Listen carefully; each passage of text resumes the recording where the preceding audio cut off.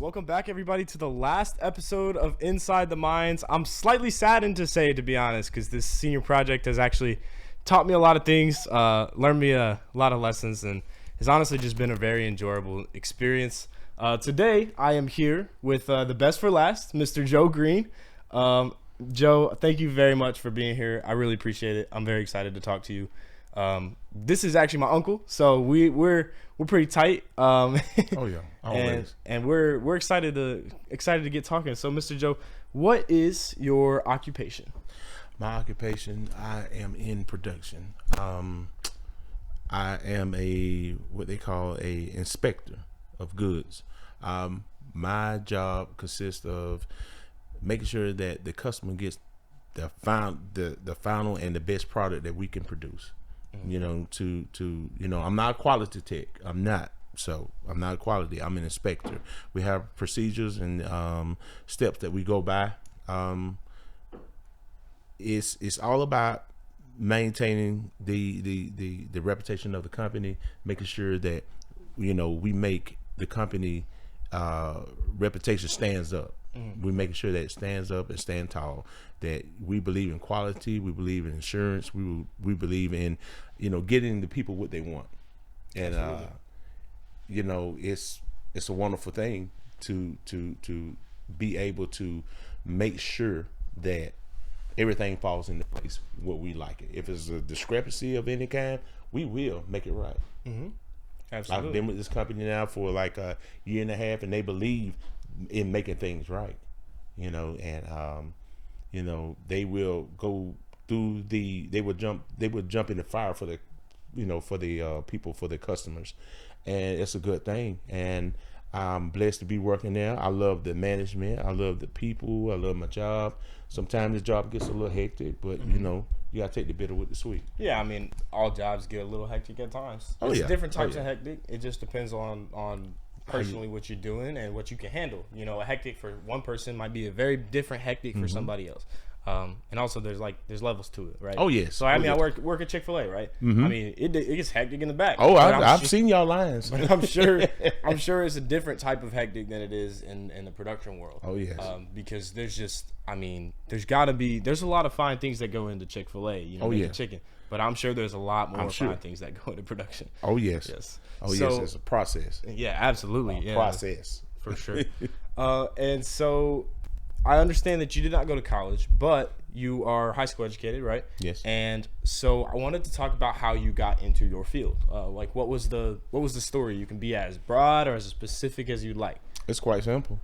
Ever since I was 18, production, I've been working in plants, mills, and factories all my life. That's all I've ever known. I've been working in them since I was 18. I'm 48 now, so I have 30 years in that environment. No matter what the plant or the factory or whatever, the game is always the same. It's just different players. Yeah. You get what I'm going with it? Okay. And the lingo is still the same. It's all about how you sit back, you observe your environment. Always learn. I tell everyone, read the room. And that right there, you can learn a whole lot more by keeping your mouth closed and looking and listening. Yeah, that's big. And that's why I'm slow to speak but quick to listen. When I was younger, I used to talk a lot, but now as I've gotten older, I love to listen to people. I'm a heck of a listener. I love it. You like to get the insight. Yes, I do. I mean, you can learn a lot from people. Definitely. We talked about that on past episodes. It's like what's honestly dying in the world now is people talking. People aren't asking enough questions. The quality of being inquisitive is so valuable, and people are kind of throwing away its value in a sense. They think you can just learn anything from social media or just from the news, and realistically, you're not going to get as much out of that as you will from conversation like this. I mean, even off camera, it's just conversation is the most important thing, asking questions and wanting to learn. Thank you. My grandfather, he was a heck of a man, strong man, proud man. He believed in OJT, on the job training. Okay. A lot of people are afraid to ask questions because the person that they're asking, a lot of people don't like to be questioned. A lot of people don't like to be second guessed. That's where pride and ego comes into play. Pride and ego, and my grandmother always told me this: too much pride will kill a man. It'll kill him dead. And a lot of people have pride and ego problems. Don't question me. Don't second guess me. What I said is law. What I said is right. You know, I hate to be the burden of bad news, but everyone's not always right. Everyone's not How always dare correct. you? Okay. Thank you. Forgive me for questioning you. Forgive me for that. So you're saying you think even going deeper into the conversation on why questioning is dying is because people are getting offended by these questions. They take it less as a right, defensive and offensive. so they don't see a question as an opportunity for someone else to learn, but more as a strike of power to them. Thank you. Strike to the ego. Yeah. And a lot of people, I include myself, I'm gonna give it to a lot of people love to have their ego stroked. Yeah. A lot of people, you know, and when you strike that ego, that causes a person to second guess themselves, and they don't. A lot of people don't like to do that because they're so set in their ways, their mind, the thought process, the you know, how you say it. How dare you question me? You're just starting. Yeah. I've been here, but Right. I don't care if you've been here 100 years. You can't still be wrong. And you can still learn stuff. You've been here 100 years. I never question anybody. It's like the old saying, like you're a horse with blinders. You know, right? Tunnel vision. Tunnel vision, because they think it's their way or the highway. Thank you. I've said that on this podcast before, too. That's funny. Thank you. So, moving back into your position, like, Okay. how do you think, like, do you have specific methodologies and frameworks, like tactics, if you will, in your work environment? Yes. You bring the outside from it to the inside, and the inside to the outside. Coexist. Meaning the things you learn in life, you can't take on the job. Okay. Things you learn on the job, you can't take out in life. One, how can I say? I wouldn't say one couldn't survive without the other, but it would be a whole lot easier when you combine them. And I've learned my methodology and my ways of approaching different problems on the job that I've learned in life, not specifically in this plant. I've learned other things from other plants that I can, add to this one. Yeah. Okay, I had this problem, not this particular problem, but a problem similar to this, and I know how to attack it. I just need to slow down, back up, and assess the situation, and come from a different attack form. And you'll be surprised when you sit back and you look and you think what you can come up with. Right. But yes, you can learn a lot. You can bring the outside to the inside and the inside to the outside. That can be done. And even with the products that we make, I'll see them out in public. I would walk up if I'm grocery shopping with my wife. I would walk away and look at it and examine it myself to make sure. And not only our competition, I would examine theirs. Yeah. It's all about how can I say? It's all about learning your job, and I'm still learning. I have no qualms by saying I have a long road to go with this job. I am still learning. This new position that I've acquired with working with this company, that it's frustrating, but yet I'm still learning and I'm trying. Yeah. And it's something, but it's all about evolving mentally, Right. your thought process. It's all about that. Absolutely. That's how I look at it. Yeah, and that's kind of that almost embodies a portion of what I'm trying to get across with this podcast is, like, even though yes, your thinking can change, but your thinking doesn't necessarily have to change for your thinking to evolve. Almost like you can really just be a better version of you. It's like your only competition is you yesterday. Like, yes. That's the only person you should compare yourself to, because you are trying to grow as a person, whether that be professionally or in your personal life. I'm also glad you opened the door saying, like, the two coexist. It's not like behind closed doors in a professional environment you're a different person. It's a different environment. Like, it is a different environment, but it's not. Ultimately, you're bringing the same lessons you've learned from the outside in, and you're bringing the same lessons you learn on the inside out. And that's going to open the door for a really good conversation with us here in just a minute. So I'm very excited. Okay. So do you think you can kind of almost describe specific roles that you have? Like you say you manage product or manage quality. And kind of like walk me through like a typical day for you. A typical day is coming in to my job, communicating with your line operator. I see me and another person works up on a line operator. He's sort of like the big kahuna. Then, we work up under him. It's all about communication. Just don't walk in and don't say nothing to your coworkers. That make the days hard. I like to have a good rapport with my coworkers and my supervisor, because when you have it like that, it makes your job a whole lot easier. Yeah. And if you're the type of person, I believe in this. If you're having a bad day, stay home. Stay home. Folks, I can't stay home. Would it change your attitude or stay home? Because it's not nobody's job on your job to deal with your attitude. Right. Okay. Don't bring your problems here at work. As for me, I like positive vibes around me. Of course. I love people smiling. I love people doing what they do. I love my job. And that's why I bring positive energy to my job. I don't want nobody's negative energy. We got to pull 12 hours here. Leave at home or stay home. Nobody promise we're gonna run without you. Right. Don't think, I can't stay home. You're gonna no. We're gonna find a way to run without you. Make no mistake about it. The product still is gonna go out the door. Okay. Absolutely. Let's go ahead and get that on our way. It's got to. Like you said, that company that's important. Yes. I mean, getting the products out the door is number one. I cannot say the name of the company, but I work for a multibillion-dollar conglomerate, and it is a gorilla. It is a gorilla, and I'm happy to be part of that company. It is. Well, it's a blessing. And they're probably a big company because of what you're talking about. They value the individual, but they value getting the product out the door. Yes, like that's important. Yes. And then they also value clearly the quality of the products. They Yes. wouldn't hire people like that. Yes. And a lot of companies do that. The big successful companies, they do that because that is what's important to them, is the quality and making sure every person is getting what they want. Yes. It's all about that. But I walk through my day, would come in, talk to the operator, communicate with him, talk to the other inspector, right. Speak with him. Okay, this is what it is. This is what we got to do. This is production that we're going to run for today. Then somewhere along the line, we might change up the production. We might change up the whole way that we may run that. So it's all about communication. And then once we get in our position that we're assigned of, and then we check out the machine, make sure the machine's up to par and able to run. Once we start running, checking out the product that's coming through, make sure if there's anything wrong, we stop it. Make sure it's being packaged well.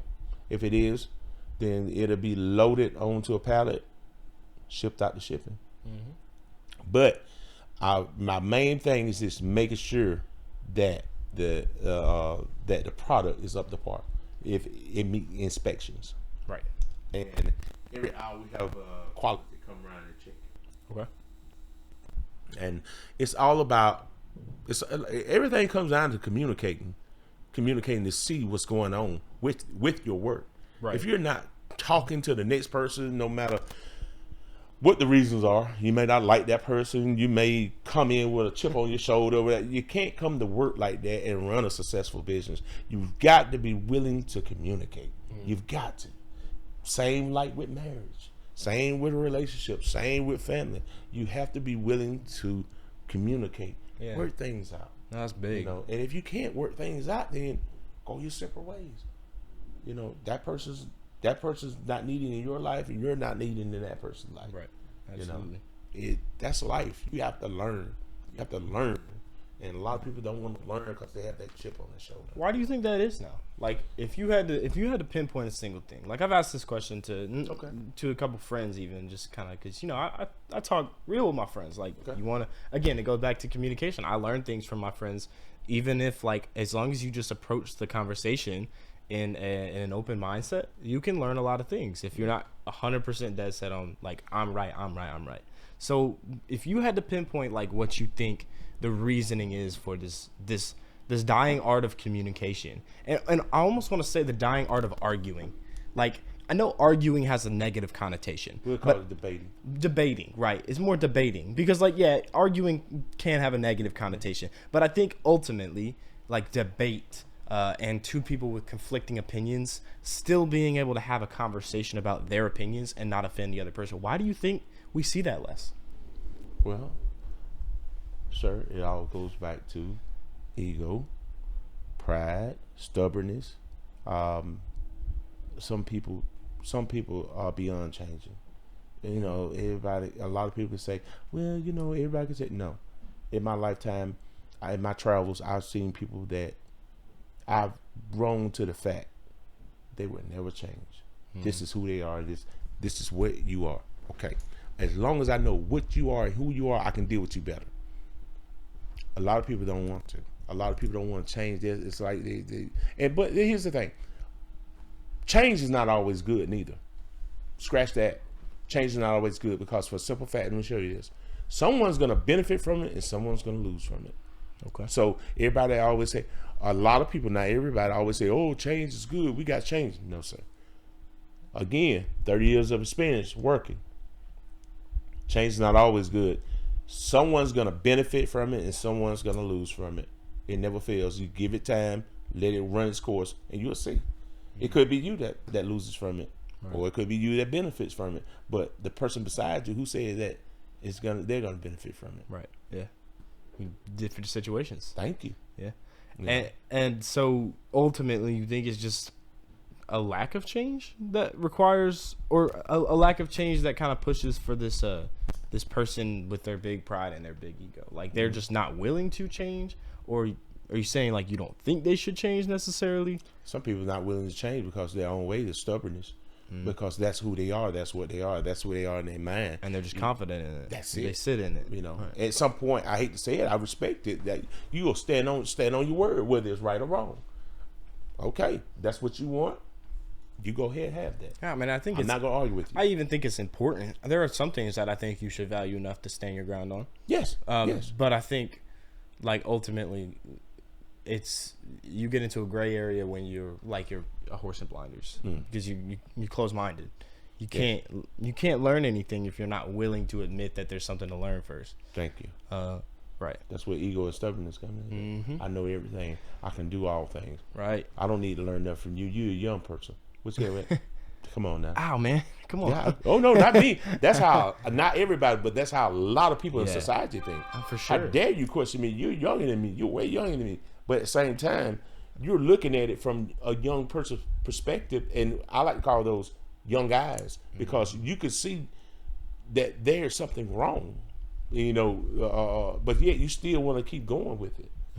You know, that doesn't make any sense. Right. And like, it always goes back to stubbornness, ego, pride.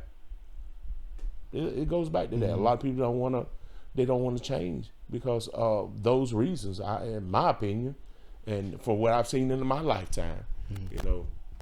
Yeah. Well, there it is. Pride and ego. Yeah. It'll kill you. Pride is the devil.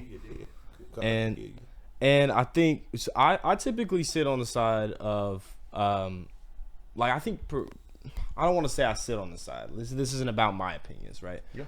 But I've been open to the idea that perspective makes somebody the way they are a lot of the time. Perspective, personal experience. There's a classic analogy of like, what is the worst? It's like one person's worst is different than another person's worst, right? Because if you've got somebody who's had like a very pampered lifestyle, their worst might be like, oh no, I didn't get a 5-course meal for dinner one night. 4 courses instead of 5. Yeah. Right. The horror. Whereas like somebody who's been through some stuff, their worst is going to be a lot worse in the grand scheme, if there was a level system to it, right? Like a ranking.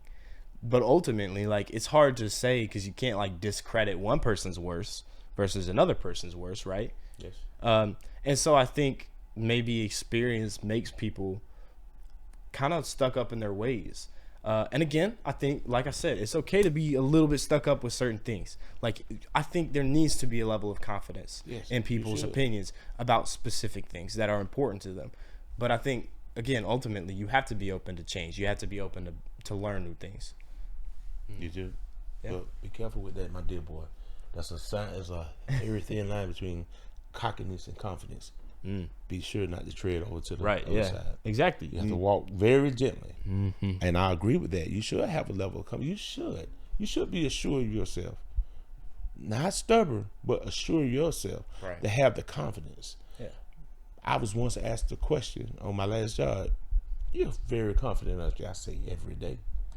Because when you go through things in life, like you just said, it shapes you, shapes your perspective, shapes. No one in this world can shake me, do anything, or say anything to me because of where my life has led me my whole life up until right here in this interview. Nothing, because I know the man that I am. I know what I believe in. I know where I go. I know where I've been. I mean, it's not arrogance. I'm too old to be arrogant. It's confidence. Confidence knowing I have humility now in my life. Oh my, I have humility. Yeah. Experience was a humble. Oh yes. Either it's a shirt that I like. Either be humble or be humbled. Yeah. Be Either humble or be humbled. Be humble or be humbled. Because one will happen. One will happen. Make no mistake about it. Yeah. I'm gonna give you the right or the left. Make no mistake about it. I'm gonna give you what you want, good or bad. All right. So I want to go back to change. You talked about how like change is a bad thing almost sometimes. Well, sometimes it depends on who's benefiting from it. Everybody's not going to benefit. So you think change can be a good thing too? Depending on yes, I would say change is good if I'm benefiting from it. I could say it's the best thing that you could ever came up with if I'm benefiting from it. But if I'm not benefiting from it, this is the worst idea this guy ever had. And what about people that are benefiting from it? Well, that's like I said, it depends on who's benefiting from it. Perspective. Yeah. Perspective. So change is They're good. benefiting from it, so they say, man, it's the best idea you could have came up with. But at the same time, I'm losing.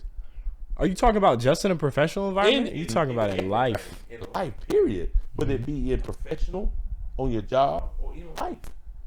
That goes either way. That goes all across the board. When the government implements a law or implements a bill, I know I just opened the door. I shouldn't have, but I'm gonna use that as an outside. No, that's okay. Okay. Somebody's gonna benefit from that, and somebody's gonna lose from it. Now, let's go to your job. Let's bring it back inside. When your job implements a new rule on the job or something that they're thinking about implementing upon the employees, somebody's going to benefit from that and somebody's going to lose from it. It never fails. Like I said, I have 30 years in dealing with plants, mills, and factories and all the other jobs. No matter what job you name, the game is always the same. It's just different players. And I'm not knocking nobody because that's what you do. That's what you come up with. But at the same time, I know how the game's going to be played because I sit back, I be quiet, I look, I just watch. I look and I shake my head like, okay, here we go. But the same thing inside a job is the same thing outside of a job in real life and in real time. Somebody's going to benefit from that and somebody's going to lose from it. Okay. Make no mistake about it. It's going to happen. It will. It's ultimate. Oh, yeah. It's inevitable. Inevitable. Absolutely. So do you think I'm just thinking like 30 years. I'm not even 30 years old. Yeah. You've had 30 years of experience in this. And you already kind of talked about how like you were not just one job, but I bounced around several jobs. But like 30 years in the field. Yeah, right? in the field of factories and working in plants and things of that nature. I've seen it. I've seen it is what it is. And that's a lot. I mean, like I said, that your work experience is longer than my life is. Like and look, I ain't calling you old. Look, you look like 23. Okay. Oh man, yeah, that's right. Church stuff. There you go. Just because we're on people camera, watching this, they're gonna say, "Now that man don't look like he's 23. Come on, now, Kay. You could have did better than that." I want to let you know, for everybody watching, I'm gonna cry when I get home. I'm gonna cry to my wife. Said I was 23, and they know I look like I'm about 53. No, but seriously, it's a lot of work experience. Yes. All of my life experience over 18 years is like, I feel like that's a lot of experience, and you have just in the working world, in the working like sense, have more experience than I do. Do you think, like, before you got into that, has your thinking changed? Like, were you a different person? And I mean, that's a pretty. I'm sure I could imagine the answer. Yes, like people change over time. Oh yeah, but most definitely. But like from when you started to where you are now, like how has your thinking changed? What changed it, Was it just the professional environment? Was it personal experiences too? And honestly, like, how did it like evolve almost? Did you start with like minor changes and then like have one big realization, or did everything kind of hit you as one? Kind of sort of everything, you know. I think at the person I was when I was in my 20s. Mm-hmm. Dang, 18, 19. God, everything. God, I was invincible. I thought I was immortal. It was, you know, things you go through in life, it humbles you. You know, it's almost like life experiences when it comes down to, you know, the lives I lost. My mother, my grandmother, my grandfather, you know, this is life. You know, when I hear people say, "Oh, it's not fair, it's not fair," man, stop crying. This is life. This is what life throws at you. So, you know, have my life changed? Has it evolved? Yeah, I would say so. Because ain't nothing worse than a fool, like my granddad used to say. The only thing worse than a fool is an old fool. And I refuse to be that. I refuse to be an old fool. And you go through things. You go through things. And you move on. Or at least you try. But make no mistake about it. It sticks with you. You know? It sticks with you.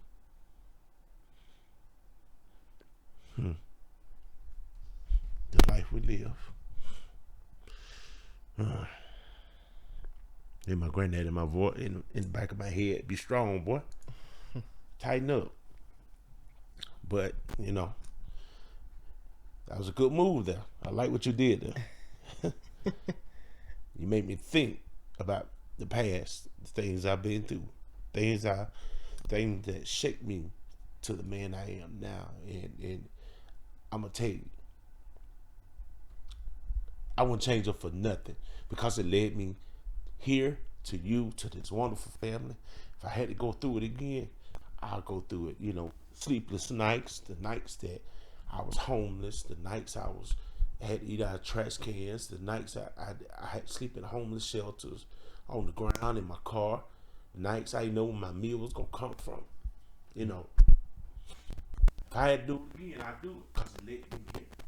It led me here. I'm gonna be a man about it before anything else.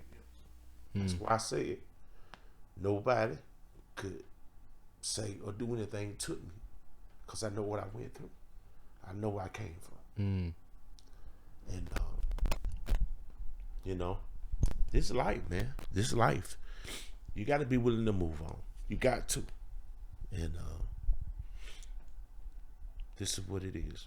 So I'm all right. I'm good. I know you good. Yeah, I've always put it like this. Something my dad said to me that stuck with me. He said, like, somebody who is willing to open up in front of you enough to like be brought to tears, that's just a sign of emotional maturity. Yeah. There's nothing like, society has pushed for this, like, this super, honestly, just kind of like this patriarchy of like a man, like no crying.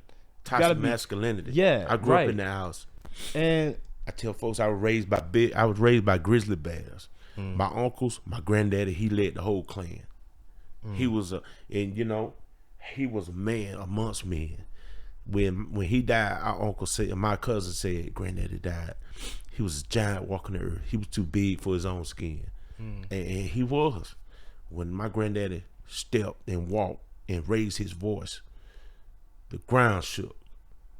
He was that man, and he was the patriarch of the family, and it was amazing. That man, he was hard on me. He was hard, and I tell anybody he was hard on me now, but I loved him, and he taught me how to be the man I am now.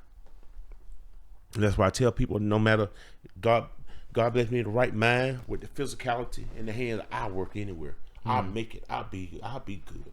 Yeah. And you know, he was one of those men that I loved him. And you know, men don't cry. You don't cry. Girls cry. You know, and I saw him cry one time in my whole life, and that's when my mama, his daughter, died. I saw him. It was like watching a 400, 500-pound lion being reduced to a house cat. It broke him. And but at the same time, to go back, I know what it's like to be brought up in toxic masculinity, because, like I said, my uncles and my grandfather, they were straight up great grizzly bears. They was, man, I had a rough. I was the oldest child, and a boy at that. Man, I had to be tough. I had to. There was no getting around that. And but I wouldn't trade none of that training and stuff that they taught me in life. You know, how to be a man, how to stand up, and you know, it's all about how you. It's all about how you raise your child. It's all about. It goes back to that. Try to do right by your child, because either way, either you go teach your child, or this world will. Make no mistake about it. Your child is gonna be taught. Yeah. So it's up to you who teaches them, and you know, be understanding, because there's no instruction manual to raising a child. There's none. You know, all you can do is, you know, do the best you can. Right. Do the best you can. And you know, that's life. You know. So you've changed a lot since then, yeah? Oh, my God, have I? Countless ways. And what did that look like? Was it like rejecting things that you were taught, or like? Yes, it was. It was. To like again, there's no instruction manuals to raising a child. Right. Okay. My family did the best they could by me, and I love them for that. Yeah. But as I got older, I see that the teaching that I was taught, it was wrong. It was wrong, and I still love them. They did right by me, but it was wrong. Yeah, it wasn't malicious intent. No, it wasn't. They did the best they could, and I thank them, and I love them for that. But at the same time, as you get older, you see that the teachers were wrong. You know, life is about choices. Yeah, you either go right or left. When people say that I didn't have a choice, you're lying. You had a choice. Always have a choice. You always have a choice. You just chose wrong. So life, you have choices. Make no mistake about it. And I look at my teachings, and I look at what I learned, and I, like I say again, I love them. But you know, yes, I have evolved. I have learned better. And when you know better, you do better. And such is life. You know, you're gonna have, like, again, a lot of people don't want to know better. They don't, even if they know better, they don't want to do better, because ego, stubbornness, and pride. Yeah, right. Like we always talk about. Oh yeah. But lots of change. Yes. And in this case, I think that change benefited you. Oh yes. And it was a good thing, right? Talked about change being. It bad humbled and me, good for people. and it made me see things from different perspectives. So where do you think change comes from for people? Where did it come from for you? Was it? I mean, the whole this podcast talks about how your profession changes you, right? Did your profession change you? Life changed me. Life, just the experiences. Me. Yes, life experience. I ain't gonna lie. Every job I've ever been on, I had some how can I say, made me think, and you know, but life outside of my job taught me way more. I tell people, Chris, I learned more in the first 3 years out of high school than I did my whole entire time. Ooh, yeah, that's big, man. And life taught me so much, more than any job could teach me. Learned experience. Thank you. Fail, loss, the loss of life, the loss of finances, the loss of peace of mind. Yeah, when everything's stripped from you, it's blank canvas. You gotta work up. Let me tell you something. I tell everybody, I don't know what your religion is. It's okay what you choose to believe in, whatever you want. But I'm gonna tell you, it's an old saying. My mama and my grandmama always said, "Can't nobody whoop you like Jesus." And when Jesus strikes you and take everything and strips you down, it's rough. We're going to see what you're made out of, nigga. It ain't about color. It ain't about religion. It's about what you made out of. Can you weather the storm? Can you walk through the fire? It's rough. So I know where my power and my strength comes from. I know life has taught me and it keep pushing me. And I'm blessed to have a wonderful wife, a loving family that keeps me going. You know, I tell everybody quick, nothing in the world can kill me but my wife. That's it. So, you know, and I love her to death. She's my blessing. She's nothing. She's my Valkyrie. And she's my strength. Man, I'm telling you, that woman, she's my best part. Truly. And you know, it's all about life. You know, life is something else. It's gonna teach you. There's ups and downs, yeah. Oh yeah. Some people have way more ups than downs. Some people have way more downs than ups. But for those who have way more downs than ups, when we get those little ups, we appreciate them. Yeah, you cherish them. God, we hold on to them. Yeah. Because we don't know when the next one will come. We don't. Right. You know.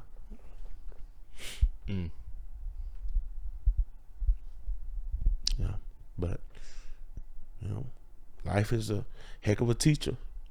You can't teach that in no college, no university, no high school, no trade school. You can't do that. You know, put them out there in the wilderness,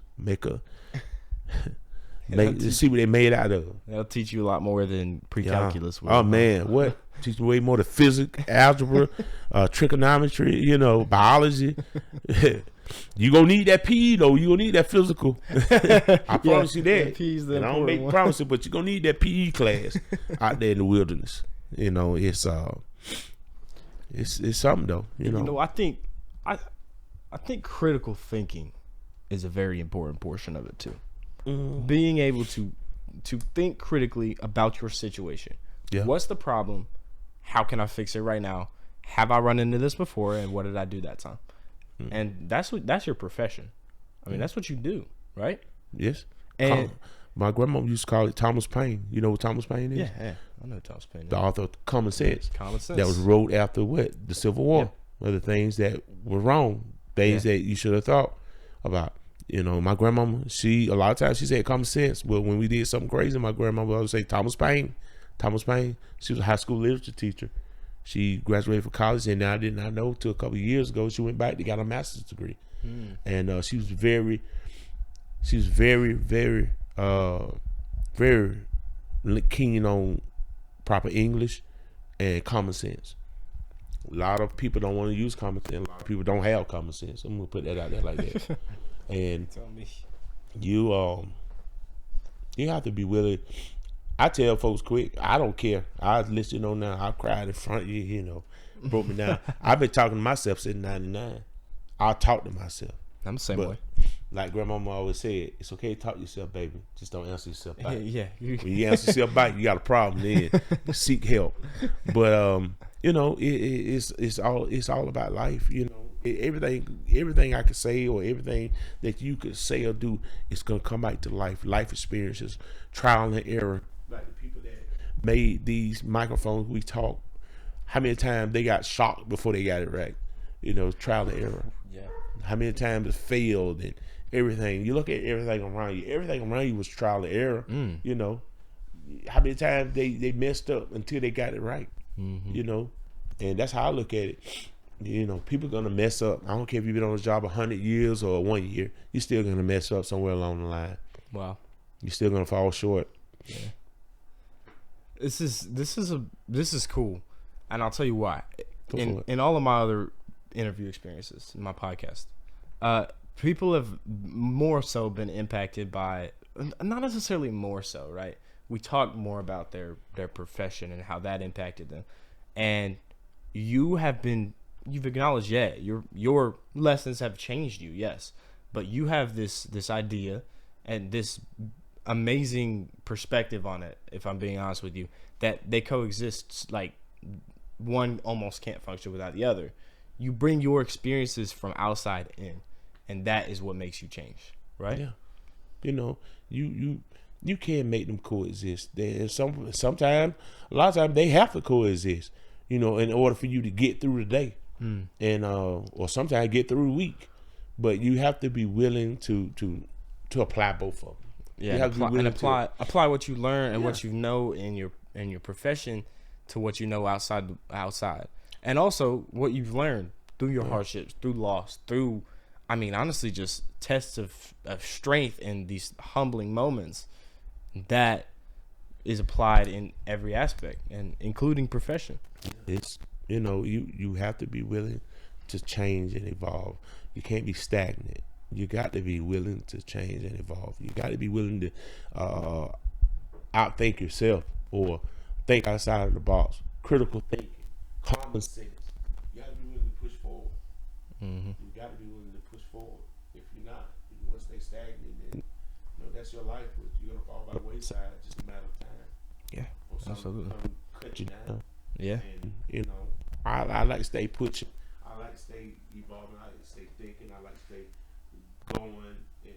You know, and that's just, man. That's just part of life. I'm just trying to move along in life and be happy, and you know, try to be somewhat a little successful, and not all the way. You know. and what is success really? What is it measured by? What is it measured by? Success is measured depending on the person. Exactly, right, and that's my point. Yeah. So if your success is, like you said, having a wonderful family around you, Yeah. if that's success to you, then that's achieved, right? That can be achieved in a different way than like someone whose view on success is monetary value. Yeah. Well, I'm gonna be Or honest with assets or you. My something. success will be making the Lord happy, first and foremost. My wife will tell you the only person I love more than her is Jesus. I love my wife more than I love myself. She is my best part. Love my wife, love Jesus, love my wife, love my grandbabies. I would like to be financially set where I can get them everything I think they would want. Yeah, absolutely. Have peace of mind. And I can honestly say that God has blessed me with everything except the finances. The only way. But other than that, I am, you know, God has blessed me. I am truly blessed. I am blessed. And like I said, no matter what a person's religion is, if you like it, I love it, that's on you. I'm not here to change nobody's mind. All I can do is tell you what me and my house believe in.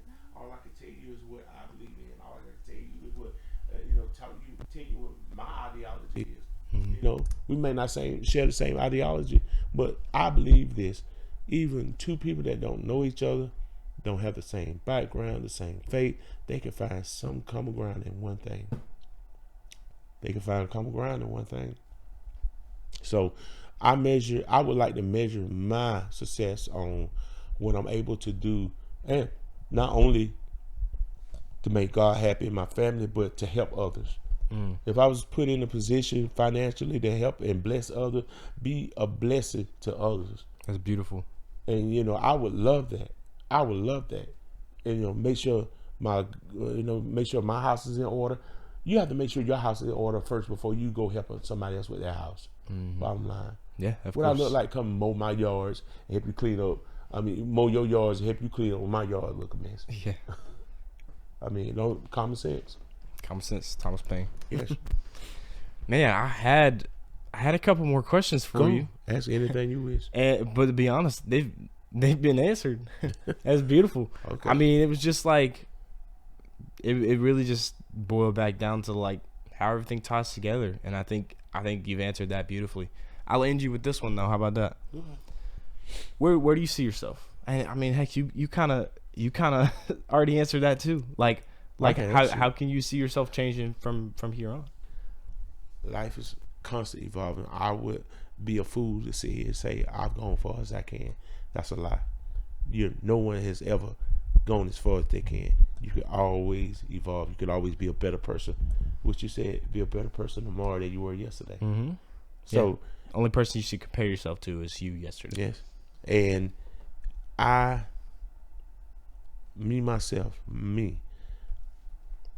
I cannot predict the future, but I would love to be happy. I would love to be close to the Lord, my family, watch my grandbabies grow old. What about your niece and nephew, huh? Yes, watch y'all grow. You know that's y'all that family. Come on now, watch y'all grow, and watch me get old. Me and your auntie, watch us get old and enjoy watching.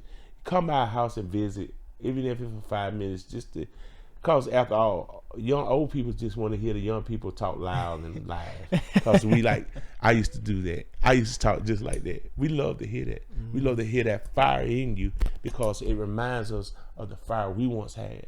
See, not saying that my fire is diminished, but I have no food. I'm no fool and I have no qualms to where I am in life. I'm not a young man, nor I'm an old man. I'm a man of a certain age now, and I act accordingly. Yeah, the fire doesn't diminish. The flame changes. Yes, flame. Yes, that's a nice way to put it.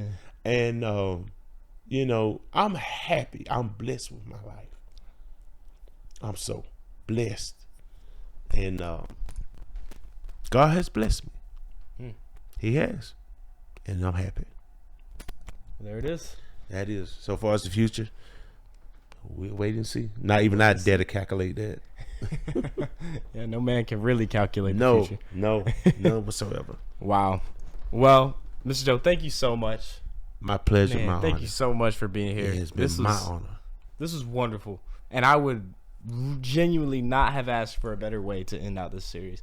If you guys are still here watching, thank you so much. I appreciate you guys for the support, and just honestly just for tracking along with the journey.